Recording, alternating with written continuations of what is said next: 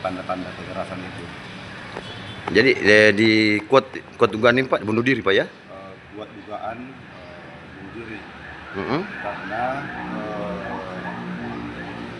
apa yang mengidap penyakit Pak ya? ada penyakit bisul. Iya. Menurut teman korban, Iya. Itu ada di selangkangannya. Sehingga itu Pak yang dia lakukan. Kami belum tahu apakah itu ada hubungannya. Iya. Namun sempat ditanyai oleh temannya sekitar hari Rabu sebelum kejadian itu, karena kebetulan yang bersangkutan itu bekerja di PDAM Kabupaten Tangerang. Sempat ditanya sama tuannya terkait kondisinya, karena kondisi itu